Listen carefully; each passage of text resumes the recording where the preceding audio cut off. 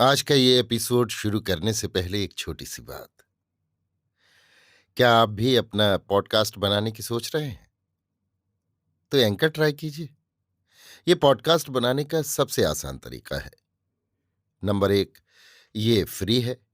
Number 2, इसमें कई सारे ऐसे टूल्स हैं जो आपको अपने फोन और कंप्यूटर पर रिकॉर्ड और एडिट करने की फैसिलिटी देते हैं। नंबर 3, आप अपने पॉडकास्ट को डिस्ट्रीब्यूट भी कर सकते हैं, जिससे इसे स्पॉटिफाई और दूसरे प्लेटफॉर्म पर सुना जा सके। तो डाउनलोड कीजिए फ्री एंकर ऐप या विजिट कीजिए anchor.fm पर अपना पॉडकास्ट स्टार्ट करने के लिए। ये तो थी एक छोटी सी जानकारी, और अब शुरू करते हैं एपिसोड का सिलसिला। तो आज के एपिसोड में लीजिए सुनिए नापार्थ सारथी के लिखे उपन्यास तुलसी चौरा का भाग 2, मेरी यानी समीर गोस्वामी की आवाज में। पार्वती घर लौटी तो पंडित विश्वेश्वर शर्मा भूमिनाथपुरम के लिए निकल रहे थे। अम्मा संध्यावाती आले पर रख रही थी। चौखट पर ओसारे के बाहर छोटी सी रंगोली बना दी थी। इस उम्र में भी माँ कितनी सुंदर अल्पना बनाती हैं, हाथ तक नहीं कांपते। पार्वती उनकी बनाई अल्पना देखकर अक्सर सोचती, पर उसके हाथ इतने सधे क्यों नहीं हैं। अम्मा की तो एक भी लकीर टेढ़ी नहीं पड़ती। कभी कभी तो अम्मा के हाथ की इस सफाई से उसे ईर्ष्या भी होने लगती है। एक बार उसने टीन के बने मोल्ड खरीदने चाहे तो अम्मा ने साफ मना कर दिया। हमारे जमाने में ये सब कहाँ चलता था। कन्या लड़कियों के मन और हाथों में लक्ष्मी और सरस्वती का वास होना चाहिए। श्रद्धा और निष्ठा हो तो सारे काम सधे हुए ही होते हैं। हमारे जमाने में अगर अल्पना के लिए बने बनाए मोल्ड की बात कोई करता भी तो लोग मजाक बनाते। कोई जरूरत नहीं, बस धीरे धीरे कोशिश करो, अपने आप हाथ सधेगा। शंकर मंगलम का समूचा ग्रहारंभ भी कोई छान डाले, पर कामाक्षी की तरह सुघड़ गृहिणी कहीं नहीं मिलेगी। गृहलक्ष्मी शब्द की साक्षात प्रतिमूर्ति हैं वे, पर वे ऊंचा सुनती हैं, इसलिए शर्मा जी उन्हें अक्सर डांटते फटकारते, पर इस डांट फटकार के पीछे दुत्कार या तिरस्कार की भावना कतई नहीं होती। बस अपना अधिकार और आधिपत्य जमाना चाहते हैं। कामाक्षी भी इसे समझती थी। जहां प्रेम होता है वहां गालियां अर्थहीन हो जाती हैं। प्रेम और स्नेह के प्रवाह में जब शब्द डूब जाते हैं तो उनके अर्थ भला कहाँ उतराएंगे। शर्मा जी का गुस्सा हो या उनकी चीख, कामाक्षी उसे अपने साथ किया जाने वाला सार्थक संवाद ही मानती। वैसे कठोर शब्द वे कामाक्षी के अतिरिक्त किसी के लिए नहीं कहते, ये वो अच्छी तरह जानती है। कामाक्षी उनके इस अधिकार क्षेत्र को लेकर मन ही मन खूब प्रसन्न होती है। दरअसल ये आम हिंदुस्तानी औरतों का सा संतोष है जो कामाक्षी में भी है। पति के आधिपत्य में जीने को महान समझने वाली पारंपरिक नारी, उस आधिपत्य से मुक्त होने के लिए संघर्षरत शहरी नारी तो उनकी कल्पना से भी परे है। उनके लिए उनका सुख दुख मान सम्मान स्वतंत्रता सब कुछ उस चौखट के भीतर ही है। कन्या के रूप में देहरी लांघ कर एक बार भीतर जो आ जाती है वहीं माँ नानी दादी बनकर रह जाती है। इसके बाहर किसी भी आज़ादी की ना तो वे कल्पना करती है न ही इच्छा। क्यों री कामू, बेटा परदेश में पिछले 3 साल से है। मेरी मानो यहां बुलवा लो और ब्याह कर भिजवा दो। मीनाक्षी दादी ओसारे पर आकर बैठ गई। कामू से चूंकि ये बात ऊंचे स्वर में कही गई थी, आसपास के 4-5 घरों तक बदस्तूर पहुंच गई। संध्यावाती जलाकर कामाक्षी श्लोक गुनगुना रही थी। मुस्कुराते हुए संकेत से उन्हें रोका। दादी पारू की ओर मुड़ी। कुमार कॉलेज से नहीं लौटा था, हमने कस्बे से एक सामान का दाम पुछवाया था। अभी नहीं लौटा दादी, लौटने में 7 बज जाते हैं। इतने में कामाक्षी श्लोक समाप्त कर वहीं आकर बैठ गई। दादी ने अपना सवाल दाग दिया, तेरा बेटा इस बार आएगा या नहीं? हाँ, लिखा तो है, इन्होंने भी आने को लिख दिया है। वेणु काका की बसंती पारू को बता रही थी। ये कहाँ बताते हैं हमें। तो वेणुगोपाल की बिटिया से तुम्हें खबर लगी क्यों? हाँ हाँ, और कौन है जो हमें आकर बताए? इनसे तो कुछ पूछ लो, बस सर्र से गुस्सा चढ़ जाता है। मीनाक्षी दादी और कामाक्षी ओसारे पर बैठी बतिया रही थी। पारू सीढ़ियों के पास बैठी थी। पश्चिम की ओर से एक मोटा और नाटा आदमी चला आ रहा था। 4 हाथ की धोती, काले रंग की कमीज, कंधे पर अंगोछा और बड़ी बड़ी मूछों वाला वो व्यक्ति घर के सामने आ खड़ा हुआ। पार्वती धीमे से उठ गई। बिटिया, बाबूजी घर पर हैं? ना, भूमिनाथपुरम गए हैं। लौटने में देर लगेगी। तो ठीक है, वे लौटे तो बोल देना इरमुडी मणि आए थे, कल सुबह फिर आ जाऊंगा। वो व्यक्ति लौट गया। कामाक्षी ने आवाज सुनकर बाहर झांका। बाबूजी से मिलने आए थे, कल सुबह फिर आएंगे, पार्वती बोली। कौन था रे? देशिका मणि नाडार की आवाज लग रही थी। मीनाक्षी दादी ने पूछा। हाँ दादी, वे ही थे, इनके पास काम से आए थे। तो वही था, उसको विश्वेश्वर से कौन सा काम पड़ गया? हमें तो नहीं मालूम, कभी वो आते हैं, कभी ये उससे मिलने चले जाते हैं। हेलो, ये कैसा आश्चर्य है? इसमें आश्चर्य की कौन सी बात है? मीनाक्षी दादी ने इस बात का सीधा उत्तर नहीं दिया और देव शिखामणि नाडार के बारे में विस्तार से बताने लगी। कामाक्षी ने पूरी बात सुनकर कहा, दादी आप तो जाने क्या क्या कह रही हैं, ये तो उनकी बहुत तारीफ करते हैं। इतने में एक 20 वर्षीय दुबला पतला युवक भीतर आया। पारू ने आवाज दी, दादी कुमार लौट आया। दादी को देखते ही कुमार को जैसे काम याद आ गया और बोला, दादी आपने जितना बड़ा पतीला बताया था ना, उतना बड़ा तो अब नहीं मिलता। दुकानदार कह रहा था ये तो स्टील के बर्तनों का जमाना है, यहां पीतल या फूल के बर्तनों को कौन पूछता है। वो मरा लाख कह ले तो पूछ के देख ले अपनी अम्मा से, फूल के पतीले में पकी दाल की क्या कहने, उसका स्वाद कहीं स्टील के बर्तन में मिलता है। अब मिले ना मिले, उसने जो कहा मैंने आपको बता दिया। ठीक है बैठ, पर कॉलेज तो 4 बजे छूट जाता है, तुझे आते आते इतनी देर क्यों हो जाती है? पुदूनगर से शंकर मंगलम गाड़ी को आने में 3 घंटे लगते हैं क्या? वो तो 20 किलोमीटर की दूरी ही है दादी, पर बस 20 मील की दूरी में छोटे बड़े मिलाकर कुल 39 गांव हैं, 4 गांवों के स्टेशन हैं। कानूनन गाड़ी को उनमें ही रुकना है, पर बाकी लड़के इधर उधर चैन खींच देते हैं। सुबह भी यही होता है, शाम भी। कुमार के पीछे पीछे पार्वती भी चली गई। बाऊजी कहाँ हैं पारू? बाऊ भूमिनाथपुरम गए हैं। अच्छा छोड़ो, पता है भैया आ रहे हैं, बाऊ ने उन्हें लिखा है ना। कब आ रहे हैं? वो चहका। पता नहीं, पर रवि भैया आ रहे हैं ये तय है। पार्वती ने स्टोव जलाकर कॉफी बनाने के लिए दूध गर्म किया। चौके में काफी या चाय नहीं बन सकती। चाय कॉफी पीने वाले 3 ही प्राणी हैं, शर्माजी, पारू और कुमार। इसलिए बैठक में ही एक ऊंचा चबूतरा बना दिया गया था। स्टोव मिट्टी का तेल चौके में वर्जित था। चौके में तो पुरानी परंपरा का चूल्हा ही था। कामाक्षी चौके को खूब साफ रखा करती थी। मंदिर के नियमों की तरह उसके चौके के भी अपने नियम थे। लोगों को भी उन्हीं नियम अनुष्ठानों के अनुसार चलना पड़ता था। शर्माजी भी कई दिनों तक चाय कॉफी से परहेज करते रहे। इधर पिछले कुछ ही सालों से उन्होंने चाय कॉफी पी लेनी शुरू की है, पर उनके लिए भी चौके के नियमों में कोई फेरबदल नहीं किया गया। उनको भी बैठक के चबूतरे तक ही सीमित रखा। रवि पेरिस जाने के पहले मद्रास में था। छुट्टियों में घर आता तो हंसकर कहता, अम्मा तुम ये जो अल सुबह से चालू हो जाती हो ना, गौ पूजन, फिर तुलसी पूजा, दीप पूजा, पूरे घर को मंदिर बना डालती हो। अब हम लोग को रहने के लिए कोई दूसरी जगह ढूंढनी होगी। हालांकि माँ की लगातार रोक टोक से खींचकर वो यूं कहा करता था, पर मन ही मन माँ के नियम अनुष्ठान की तारीफ किया करता। माँ की सत्यनिष्ठा और सिद्धांतवादिता से वे लोग हमेशा प्रभावित रहते। देखा जाए तो शर्माजी की परंपरावादिता और कट्टरपन भी कामाक्षी की ही प्रेरणा का परिणाम है। वो उन्हें छेड़ती, बस कॉफी तक ही रहिएगा, एक एक कर बुरी आदतें डालते जाएंगे तो।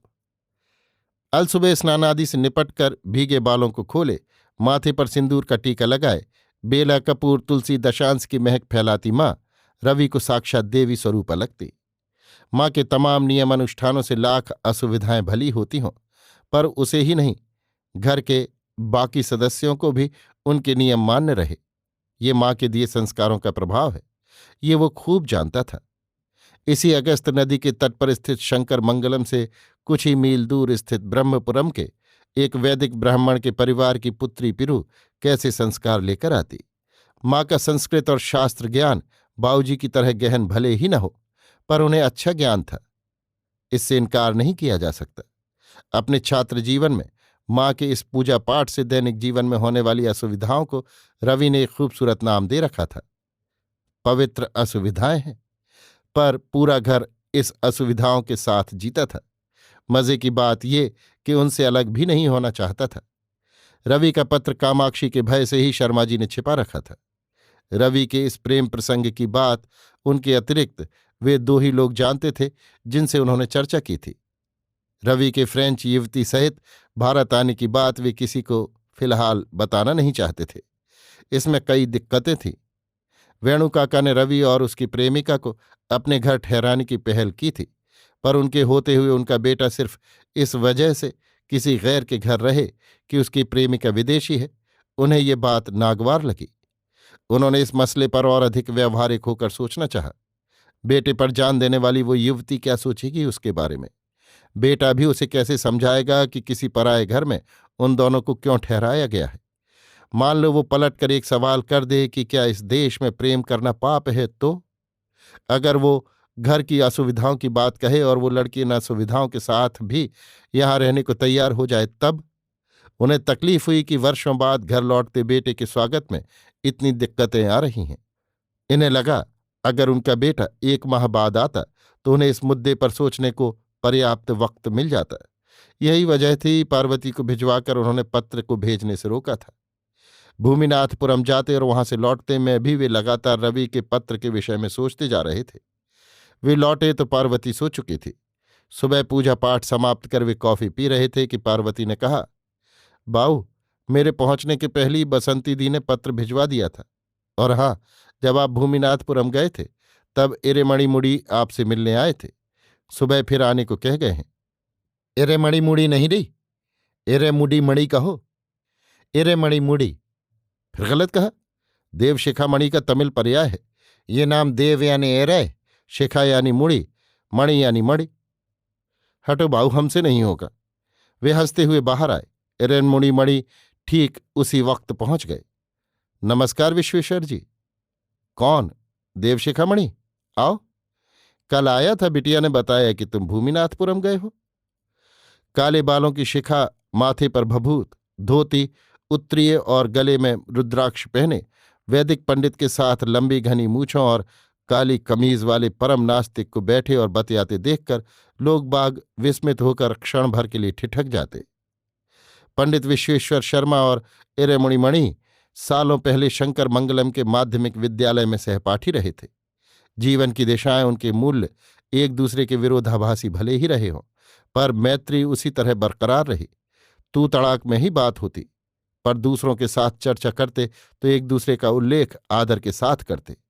वे अपने अपने मूल्यों पर टिके रहते हुए भी दोस्ती को बखूबी निभा रहे थे। इस बात का उन्हें गर्व था। इरेमुड़ी मणि इतने सवेरे उनके पास किस काम से आया होगा, शर्मा जी सोचने लगे। वो स्वयं बतलाएगा। इतना अधीर होना भी शोभा नहीं देता। वे परिवार का कुशल क्षेम पूछने लगे। बात रवि पर आकर टिक गई। बेटे से कोई पत्र आया है? हाँ आया है, आने ही वाला है। कब आ रहा है? तारीख तो नहीं पता, हाँ जल्दी आएगा। हमने तो लिख दिया है। शर्मा जी को लगा इस परम प्रिय मित्र से खुलकर सब कुछ कह डालें और उससे परामर्श लें। फिर भी वे पहले उसके आने की वजह से वाकिफ हो जाना चाहते थे। इरेमुड़ी मणि जल्दी ही असली मुद्दे पर आ गए। उत्तरी मोहल्ले के छोर पर जो खाली जमीन पड़ी है, उसमें बड़का जमाई, अरे वही गुरु स्वामी, दुकान उठाना चाहता है। पूछा तो पता लगा जमीन मटकी है, इसलिए तुम्हारे पास चला आया। सही किराए पर जमीन मिल जाए तो अच्छा रहेगा। इसके लिए तो श्री मठाधीश को एक पत्र डालना होगा, उनसे पूछकर ही कुछ कर पाऊंगा। अब जो भी लिखना है जल्दी लिख डालो। ठीक है, आज से आज ही लिख दूंगा। तो फिर चलूं? ठहरो देव शिखामणि, तुमसे एक सलाह लेनी है। इरेमुड़ी मणि फिर औसारे पर बैठ गए। धीमे स्वर में शर्मा जी ने रवि के पत्र और अपने उत्तर के विषय में सूचना दी। तुम तो मेरे जिगरी दोस्त हो, तुम ही बताओ मुझे क्या करना होगा। तो उसने कुछ गलत तो नहीं किया? याज्ञवल्क ने पता है क्या लिखा है। विवाह की आयु को प्राप्ति युवक का विवाह यदि उसके माता पिता उचित काल में नहीं करते तो उसे अपनी पत्नी स्वयं चुनने का पूरा अधिकार है। देख यार, मैं तुमसे अधिकार या न्याय की बात नहीं पूछ रहा, मैं तो उसके व्यवहारिक पक्ष के विषय में जानना चाहता हूं। संभव या असंभव के बीच त्रिशंकु की तरह झूलते रहने से बेहतर है कि संभव बना लिया जाए। जहां तक मेरा प्रश्न है, मैं इस तरह विवाह का स्वागत करता हूं। कुछ देर बातें करने के बाद इरेमुड़ी मणि लौट गए। इरेमुड़ी मणि ने एक तार्किक बुद्धिजीवी के रूप में अपनी बात रख दी थी। याज्ञवल्क का उद्धरण देकर अपनी बात की पुष्टि भी कर दी। शर्मा जी को कोई आश्चर्य नहीं हुआ। इसकी वजह भी थी। इरेमुड़ी मणि एक आश्चर्यजनक व्यक्ति थे। एक बार हुआ ये था कि उन्होंने किसी पुराण कथा का तार्किक विश्लेषण करते हुए उसका संदर्भ गलत दे दिया था। विरोधी पक्ष ने जमकर खिंचाई की थी। किसी भी तथ्य के अधूरे ज्ञान के आधार पर तर्क नहीं किया जा सकता। बस तभी से वे जुट गए थे। लगन से संस्कृत और तमिल के पुराण पढ़ डाले, नीति शतक और धार्मिक ग्रंथों का गंभीर अध्ययन प्रारंभ कर दिया। उनकी इस लगन और ईमानदारी की कईयों ने तारीफ की। किसी भी बात का खंडन करने के पहले जरूरी है कि उसके बारे में पूरी तरह आश्वस्त हो लिया जाए। ये उनकी निष्ठा का तकाजा था। नास्तिकवाद और बुद्धिवाद के प्रति लोगों में विश्वास भी इसी कारण जगा। पर शंकर मंगलम और उसके आसपास के गांव वालों को जब भी कोई पौराणिक, ऐतिहासिक या धार्मिक शंका उठती, वे या तो शर्मा जी के पास आते या परम नास्तिक इरेमुड़ीमणि के पास पहुंचते। शर्मा जी देर तक याज्ञवल्क्य के उद्धरण पर विचार करते रहे, फिर भीतर से कागज कलम उठा लाए। खाली जमीन के संदर्भ में श्रीमठ को एक पत्र लिखा, कुमार के हाथों से भिजवा भी दिया ताकि जल्दी पहुंच सके। पर मन था कि बार बार रवि और उस फ्रेंच युवती के बारे में सोच रहा था। धर्मशाली से आपके मकान में प्राइवेसी कहीं नहीं है, कहाँ ठहराएंगे उन्हें? वेणुकाका का प्रश्न बार बार जेहन में उभर रहा था। उनके घर ठहराना उचित नहीं होगा। गांव वाले यूं ही बात का बतंगड़ बनाते हैं। यदि ऐसा किया तो अच्छी खासी पंचायत हो जाएगी। लोग बाग ताने कसेंगे कि घर वालों के साथ रवि की पटरी नहीं बैठी, इसलिए वेणुकाका के घर ठहर गया। शर्मा जी का ध्यान भंग हुआ। पार्वती स्कूल जाते हुए उनसे विदा लेने बाहर आई। मन ने जैसे कोई निर्णय लिया और उठकर भीतर चले गए। बैठक और ऊपरी मंजिल को ध्यान से देखने लगे। मन ही मन बैठक की लंबाई चौड़ाई आंकने लगे। उनकी पत्नी कामाक्षी चौके में थी। रवि को पूरा अधिकार है कि वो सटे स्नान घर वाला कमरा बनवा ले। पिछले कुछ वर्षों में प्रति माह वो जो रुपए भेजता रहा है वो बैंक में यूं ही पड़ा है। ब्याज समेत अब रकम खासी मोटी हो गई थी। फिर भी उसने अपने पत्र में किसी सुविधा की मांग नहीं की थी। एक बार की संदेह भी हुआ, कहीं ऐसा तो नहीं कि साहबजादे का इरादा स्वयं वेणुकाका के यहाँ ठहरने का हो। खैर, कुछ भी हो, अब उसका आना टाला नहीं जा सकता। अब तक इस समस्या की चर्चा जिनसे भी की है वे सभी रवि के प्रति सहानुभूतिपूर्ण रहे हैं। रवि के अलग कमरे और स्नान घर की व्यवस्था वे खुद ही क्यों न कर डालें। रवि नहीं लिखता तो ना सही, उन्हें तो करना चाहिए। वे तो किसी तरह मन को मना लेंगे, पर ये औरत, ये क्या करेगी? उसे कैसे समझाएंगे वे? रवि के शंकर मंगलम पहुंचने के पहले ये खबर उसे देना आवश्यक है। अभी कुछ कहेंगे तो ये मीनाक्षी दादी से कह देगी, फिर सारे गांव में बात फैलते देर नहीं लगेगी। काफी देर सोचने के बाद उन्होंने निर्णय लिया कि रवि के आने के पहले उन्हें सारी तैयारियां करनी होंगी। इस मकान के 2 प्रवेश द्वार हैं। बगल में एक द्वार है जो मवेशियों के आने जाने के काम आता है। वहीं हौदी भी है। 10-12 नारियल के पेड़, 4-5 आम, कटहल के पेड़ और फूलदार पौधों समेत एक बड़ा सा कुआं भी वहीं है। नौकर चाकर इसी रास्ते का उपयोग करते थे, चाहे बाग में आना हो या मवेशियों को ले जाना हो। इसी द्वार के पास सीढ़ियां ऊपर से उतरती थी। ऊपरी तल्ले पर लकड़ी का एक पार्टीशन डलवा देंगे। एक पंखा भी लग जाएगा। बगल वाले कमरे में कुछ कुर्सियां, डाइनिंग टेबल भी पड़ जाएगा। शर्मा जी ने निर्णय ले लिया। लाख भीतरी तकलीफों के बावजूद जो लड़की उनके बेटे को इतना प्यार करती है, वो करोड़पति की पुत्री साधारण से साधारण सुविधा के लिए भीतर से ये वो कतई नहीं चाहते। वेणुकाका के कहे वाक्य याद आ गए। शर्मा का रुपया भी बच जाएगा। उनके अहम को चोट लगी थी। क्या वे खर्च बचाना चाहते हैं? नहीं। उस दिन किसी उत्तर भारतीय पर्व के लिए बैंक और डाकखाने बंद थे। शर्मा जी ने बढ़ई और मिस्त्री को कहला भेजा। फिलहाल खर्च के लिए घर पर पर्याप्त रुपए थे। कभी सस्ते में शीशम की लकड़ी खरीदकर पिछवाड़े में डलवा दी थी। चलो, अब काम आ जाएगी। दूसरे पहर जब मिस्त्री और बढ़ई आ पहुंचे तब कामाक्षी ने पूछा, क्या बनवा रहे हैं? ये लोग किस लिए आए हैं? तुम्हारा साहबजादा आ रहा है ना, फ्रांस से। सोच रहा हूं उसके लिए ऊपर एक कमरा बनवा दूं, उसे सुविधा रहेगी। रवि के आने की सूचना भर दी। शाम अचानक वेणुकाका इधर से निकले तो सारी तैयारियां देखकर हंस पड़े। वाह, जब मैंने कहा था तुम मुंह बना रहे थे, अब सारा तामझाम इकट्ठा किए बैठे हो। अब मन को अच्छा लगे या बुरा, करना तो होगा ही ना। अब ऐसा मत कहो, ऐसी कोई बात तो हुई नहीं। वेणुकाका ने उनका उत्साह बढ़ाया। 10 दिनों में ही सारा काम निपट गया। एक कमरा बनकर तैयार हो गया। वेणुकाका और बसंती उन्हें प्रमाण पत्र दे गए। पुताई सफाई हो रही थी कि रवि से उसके आने की तारीखवार सूचना देता पत्र आ पहुंचा। उसमें एक चित्र भी था, भारतीय पारंपरिक परिधान में कमली का चित्र। चित्र भारतीय दूतावास में किसी भोज के अवसर पर लिया गया था। आपको अवश्य पसंद आएगा, रवि ने लिखा था। सचमुच उस चित्र में कमली बहुत खूबसूरत लग रही थी। शर्मा जी को वो चित्र बहुत पसंद आया। उन्हें लगा कामाक्षी को अब साफ साफ सब कुछ बताने का अवसर आ गया है। बिना किसी भूमिका में पत्र लिए उसके पास पहुंचे और पत्र पढ़ना शुरू किया। पढ़ने के बाद कामाक्षी के हाथ लिफाफा भी थमा दिया। वे चाहते थे कि कामाक्षी उस चित्र को देखे। उन्हें लगा वो भावुक हो उठेगी, पर इसके विपरीत वो शांत रही। क्यों जी, लगता है वो अकेला नहीं आ रहा है, कोई और भी साथ आ रहा है क्या? हाँ, तुम्हें जो चित्र दिया है उसे देखा नहीं तुमने? ना, पत्र आपने पढ़ाया था, चित्र कहाँ है? शर्मा जी ने लिफाफा उसके हाथ से लिया और चित्र निकाल कर दिखाया। ये लड़की कौन है? लिखा है ना उसने, कमली है। ये कौन है? सुंदर है ना? लड़की जवान हो और रंग साफ हो तो खूबसूरत लगती ही है, पर ये है कौन? साड़ी तो पहनी है, पर नाक नक्श तो हमारे यहाँ के नहीं लगते। रवि की दोस्त है, फ्रांसीसी लड़की है। तो क्या उसके साथ वही आ रही है? हाँ, तो हमारा देश देखने आ रही है। हाँ, लगता तो कुछ ऐसा ही है।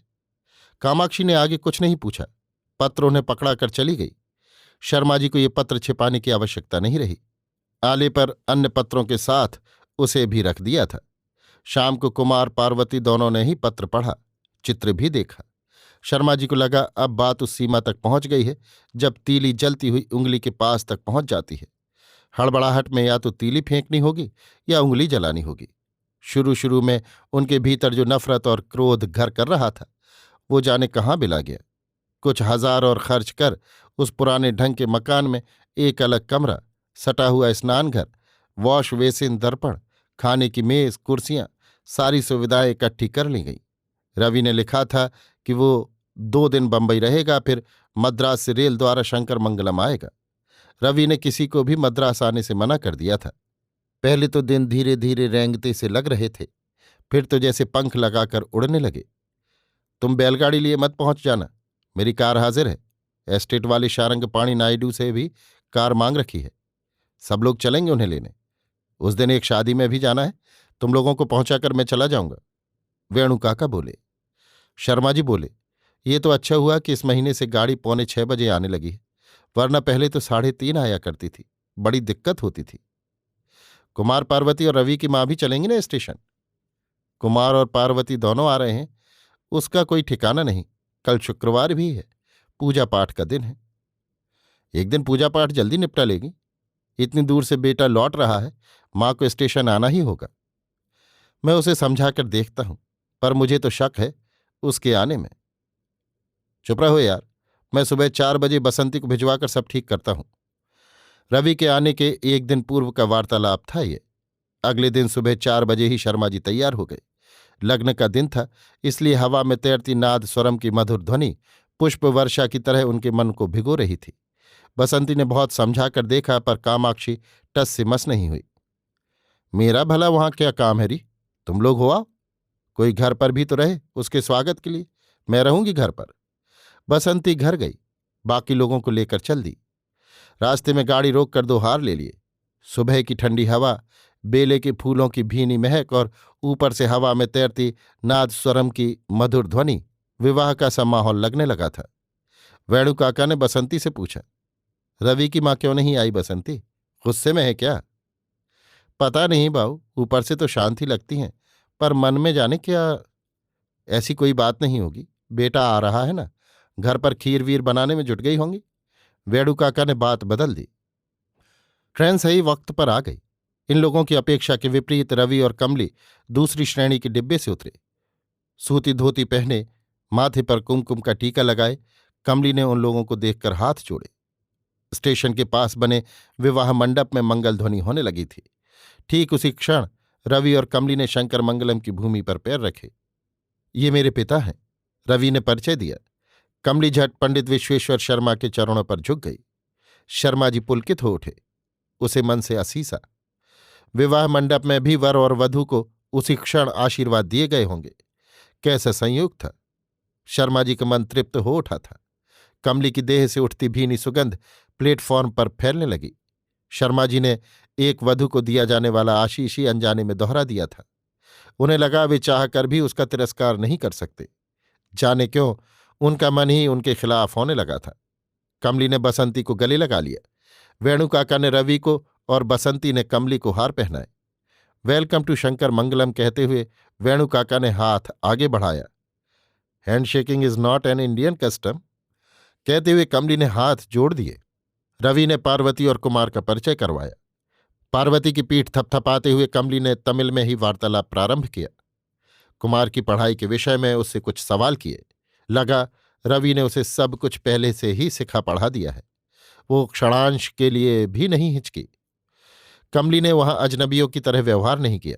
लगा जैसे इस परिवार को वो वर्षों से जानती रही हो। स्टेशन के प्लेटफॉर्म पर एक छोटी भीड़ इकट्ठी हो गई। यूं भी रंगरूप या वेशभूषा की भिन्नता थोड़ी भी नजर आ जाए लोग घूरते हैं। भारतीय गांवों की ये मानसिकता आम है। हर एक को हर वक्त समझने देखने की जिज्ञासा और उसके लिए पर्याप्त वक्त दोनों ही उसके पास हैं। गांव की जिज्ञासाओं का अंत नहीं। शंकरमंगलम रेलवे स्टेशन पर यह बात साफ पकड़ में आ गई। पिछले 25 वर्षों से बड़े बेचने वाले सुब्बाराव, अखबार वाला चिनैया, फल वाला वर्धन सभी उस भीड़ में शामिल थे। सुब्बाराव से तो इस रूट पर अक्सर जाने वाले अधिकांश यात्री इस कदर परिचित थे कि उनकी आवाज से स्टेशन का नाम भांप लेते। पूरी भीड़ में सुब्बाराव को देखकर रवि ने उसका कुशल क्षेम पूछ लिया। सुब्बाराव की खुशी का ठिकाना नहीं रहा।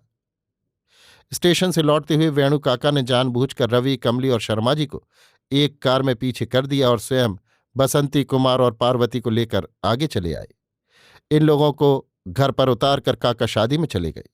चौखट पर एक साधारण सी अल्पना ही बनाई गई थी। बसंती ने पारू को हाँक दिया। जल्दी से चावल का घोल बना ला। सुन, गेरू भी लेती आना।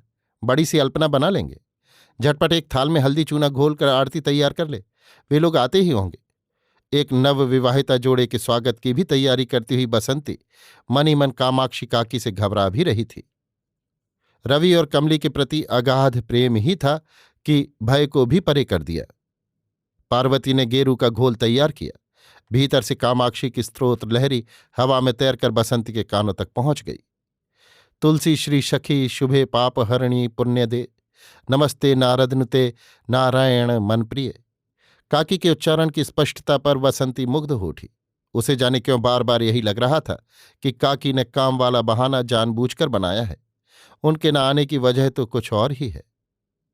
पार्वती ने खूबसूरत अल्पना बना दी थी। बसंती ने गेरू की रेखा से सटी एक रेखा और खींच दी।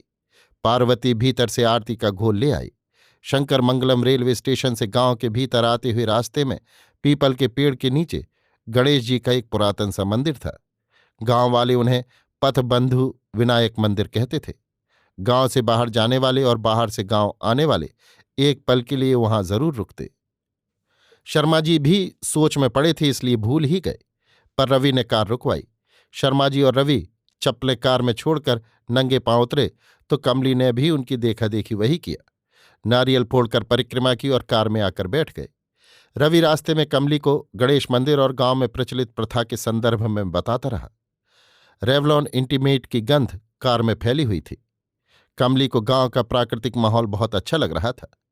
रवि हालांकि उसे अंग्रेजी या कभी फ्रेंच में समझाने की कोशिश कर रहा था, पर कमली ने तमिल बोलने की पूरी चेष्टा की। उसके बोलने का लहजा कुछ अटपटा जरूर था, पर उसके शब्द साफ समझ में आ रहे थे। प्रत्येक नए शब्द को वो उत्साह से सीख रही थी, जैसे वे शब्द न होकर कोई मानदेय हो। यूं ये स्थिति हर उस छात्र की रहती है जो किसी भाषा को संपूर्ण उत्साह के साथ सीखता है। पथबंधु विनायक का नामकरण उसे बेहद भा गया। उसे बार बार दोहराती रही। शर्मा जी ने बताया, गांव के इतिहास में इसका नाम मार्ग सहाय विनायक है, पर लोगों ने सुविधानुसार इन्हें पथबंधु कहना शुरू कर दिया। इतिहास चाहे जो भी कहे, लोगों की प्रचलित मान्यताएं ही स्थायी होती हैं। लोगों की भाषा, लहजा, उनके भाव को महत्व दिया जाता रहा है। भाषा विज्ञान की अवधारणा का मूल कारण यही तो है। यदि ऐसा न हो तो भाषा व्याकरण के घेरे में बंध कर बस धीरे धीरे समाप्त हो जाएगी और उसकी जगह म्यूजियम में ही रह जाएगी। कमली बोली। शर्मा जी को लगा ये फिरंगी युवती सुंदर ही नहीं है, बल्कि इसे विषय का ज्ञान भी खूब है। उन्हें याद आया कि रवि को बचपन से भाषा विज्ञान और तुलनात्मक अध्ययन में बेहद रुचि रही है। अभी आप सुन रहे थे ना पार्थ सारथी के लिखे उपन्यास तुलसी चौरा का भाग 2 मेरी यानी समीर गोस्वामी की आवाज में।